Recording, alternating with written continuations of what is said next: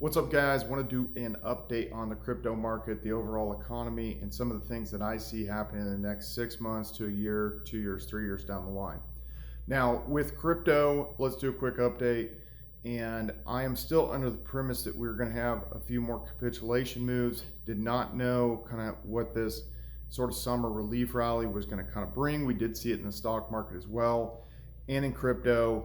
But overall, I just kind of didn't believe the rally even before it ever happened. I figured there might be a rally because we did see some of that happen, previously, just in previous cycles in the crypto market.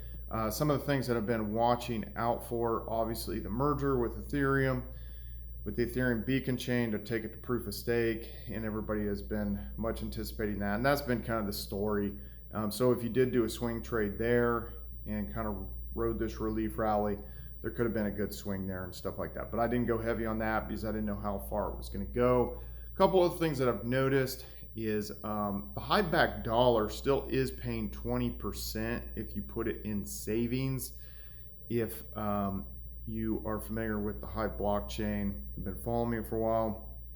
So I do think that that's interesting. It has been keeping close to its peg. It's about 99 cents, but I've seen it up at 101 to 99 cents. So, there is an opportunity there. Now, there is tokenized Hive Backed Dollar on the Polygon network, and you can go to polycup.com, and there is a pool that'll pay 15% between USDC and the Hive Backed Dollar. Now, if you do that, why would you do that versus just having the Hive Backed Dollar at 20% in the savings account?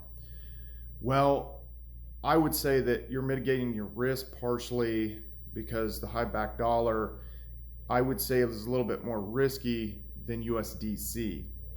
So you're mitigating your risk there. But if you've noticed, a lot of the liquidity pools between stable coins, like stablecoin to stablecoin, they have been pretty low, obviously, lately because most of the farming tokens and stuff like that have been beaten up price-wise, which makes sense. During a bear market, anything that can be earned is typically going to be sold. That being said, you do have an opportunity to earn 20% if you want to take that risk on the Hive blockchain, or 15% if you want to mitigate your risk partially and be partially in USDC and partially in the Hive Backed Dollar. Now, I can understand your worries with it, partially because of what happened to the Terra Luna system, and there's been other algorithmic stablecoins that have failed and lost their peg, Nubits being one of them back in the 2017-2018 timeframe, and then there was various other ones this time around, like BDO or the Titan Iron situation. So these kind of the setup between those and stuff like that, I can understand why people would be a little bit more concerned. I feel like the Hive Backed Dollar has a little bit more longevity, but that being said, just letting you guys know that, but there is various risk involved. So that being said, the Pulsechain, it seems like there's a lot of drama around the Hexicans and the Pulsechain launch. Seems like it hasn't been launched yet, and so people have been upset with that and everything because it just keeps playing out longer than people anticipated. So we'll see with that, but that's just something that I have felt has been kind of typical in the crypto space, that stuff does not kind of come out as soon as we think. I mean, people have been talking about Ethereum 2.0 since 2017. So, which in any other technology, in any other kind of like area of technology, you wouldn't expect things to take this long. If Apple or Samsung delayed, their next newest phone for years and years and years and years and years, people, that just wouldn't fly. So it is odd that in the blockchain space that this does seem to be kind of normal. Now, ongoing drama, obviously, with some of the various platforms that crashed, whether that be Celsius or other entities that ran into issues. I think we are going to see more of those, and we are going to see more pain for guys like Michael Saylor's, which is something that I spoke about multiple times in the past, that until he is essentially ousted completely, we're probably not going to see the bottoms. And I don't really wish him ill will. I just have always felt like he was a noob. He was buying in way too high, and then he was pulling his average up by buying in even higher. So these are not things that I would personally be doing or that I have done. So, but again, he had more money to play with, and, he did put his money where his mouth is. So we'll see how it plays out for him. But I think that we will have more capitulation moves for various reasons. And so I'm going to talk about the overall economy.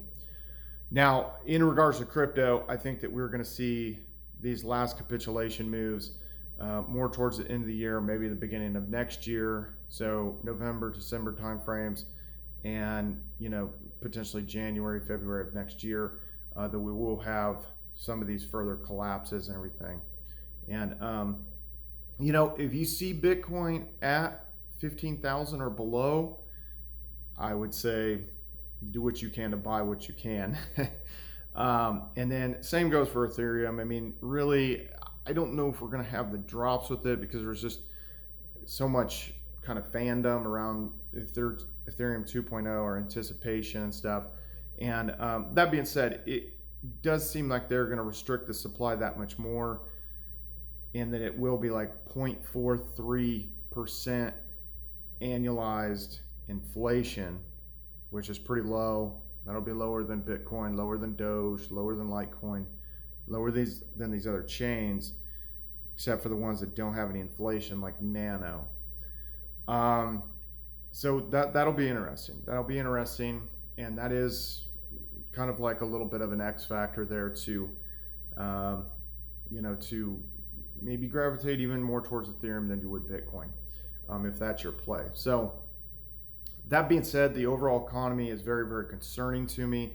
We're basically, at the beginning of a housing crash in a lot of these cities, a lot of reduction in prices, and a very high percentage of properties that are either being held by investors as a second or third property, or by these home buyers that were like Zillow, Open Door, Redfin, and various different companies that soaked up a lot of different properties, especially in markets like Phoenix, Tucson, Austin, Texas.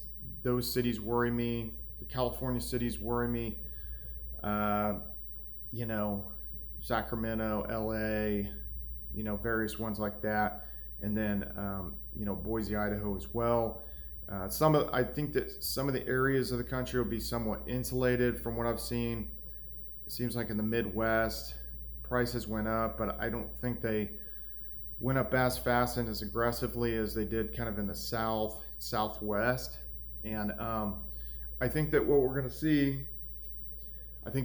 see is that this is like right now we're in basically like 2007, and then kind of turn to next year, we're going to have a 2008 scenario, more or less, or maybe we have the 2008 scenario later in the year this year. But it looks pretty cookie cutter to me. The locals really can't afford the housing. The percentage of how much down payment a person has put down on average this last year and a half is actually lower than what people were putting down as down payments basically 05, 06, 07 kind of time frame. So there's a lot of concerning factors. And then obviously with interest rates rising and stuff like that, people are priced out of the homes.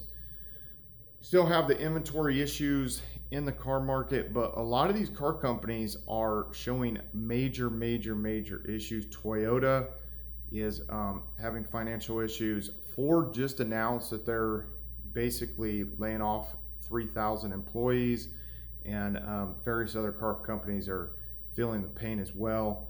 And until supply chain issues and some of this stuff gets remedied in the new car market, then the used car market's not going to correct itself. But there's a lot of interesting things happening in the used car market because the interest rates are still going to affect it. That, it's really hard to find percentage-wise, like how many people kind of own their cars outright, or how many people that purchase a car are making payments. But I'm assuming that the mass majority of people are making payments. But the average age of a car in the United States, I guess, is 11 years now. I saw that statistic, but that being said, people are trying to make their cars last longer and keep them on the road, and kind of make it through this high gas price situation. And then, they don't want to, pay into some of these cars that are 2-3 years old that the price has skyrocketed, or buy into the new cars that they don't think that those are of good value, especially if the dealerships were able to kind of crank up the prices. So a lot of people are getting choked from that angle. Another thing that I've seen like an absorbently large number of people that are saying that they have two jobs in the United States. And I think that's great. Okay, they're trying to earn extra money and everything. They're taking an opportunity that's provided to them. But to me, I think the concerning thing is so many people saying that they have two jobs and stuff like that, but it's not like they're getting ahead. Like that they're living some kind of extraordinary life. It's basically that they're doing what they have to do to kind of knock out some bills and to put a roof over their head. Very concerning, because if the job market starts to tighten up and you see all these hiring freezes and these rescinded offers in the job market, and you see all these layoffs start to happen, then people feel the pinch even more, and then it just kind of spirals out of control and stuff like that. So to me, it doesn't really kind of make a lot of sense, because if over 500,000 people died during the pandemic, which was reported supposedly in the United States, then why do we have this situation where there was almost like inventory issues in the housing market and everything? Why wouldn't there just be a surplus of inventory on the market? Very, very odd situation kind of at hand as far as that goes. But a lot of the home builders are also running into issues now that they started a lot of homes, and then seems like they were slow to finish them, and then the situation has changed with the interest rates, and then you have people backing out of offers and stuff like that. So I think that we will see this inventory thing, and then usually when the economy gets bad, more people will be forced to move in with friends and family. So then you have kind of this backlog of foreclosures and stuff that people were able to defer their payments and all that. And the only real way that I see the U.S. housing market being able to get out of this is if they start cranking out 40 and 50-year mortgages.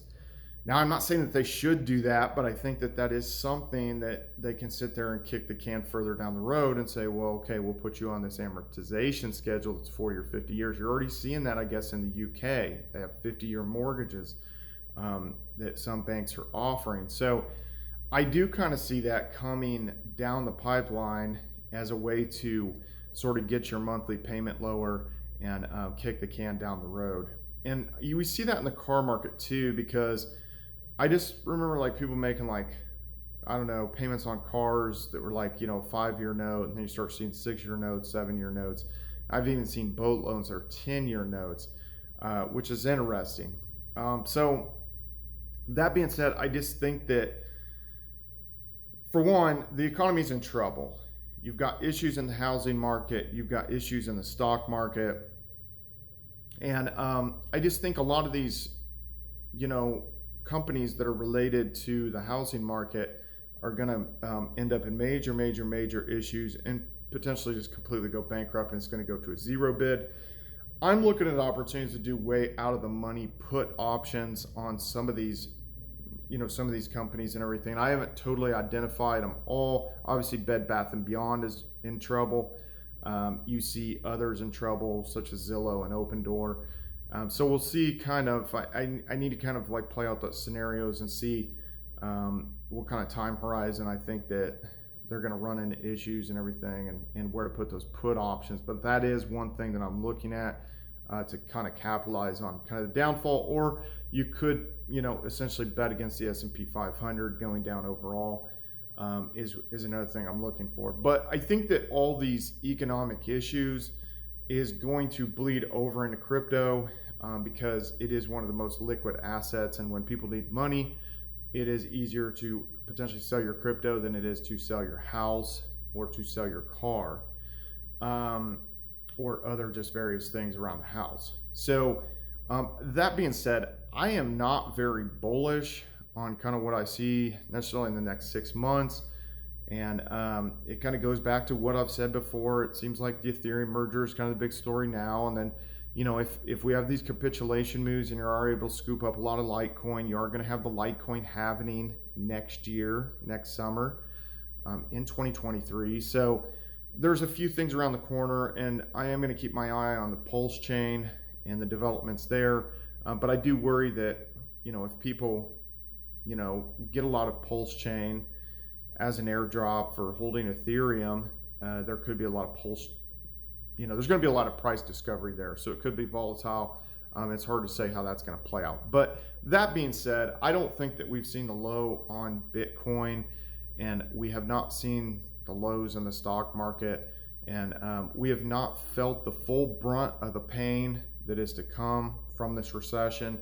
And that's not me just being a doom and gloomer. It's just it's a cookie cutter pattern that this is the 2007 and the 2008 collapse kind of like replay. Just seems like it's around the corner. I just don't see any way around that. There's just, you know, there's too many issues. It's too expensive. The people in a lot of these local markets, whether it be a Phoenix or an Austin or a Tucson or Sacramento or a Boise, Idaho, they really can't afford the housing there in the city that they live in. So, you know, and when things get a little bit tighter and everything, it's I think it's really going to kind of come forward. So what do you guys see? Where are you guys playing the crypto market? How low do you think it'll go? My assessment is if it goes under 15,000 for Bitcoin, definitely be a buyer in my opinion. And, you know, Ethereum definitely under 500, but, you know, maybe at this point, maybe it's not going to go much lower than that 750 that it did that last time. It's really hard to say. It's hard to say what these things are worth, and they are going to restrict the supply after the merger. So it's just really hard to sort of calculate that. Anyway, guys, it's good to see you guys again, and leave a comment below of what you think is going to happen and what you are buying. See you.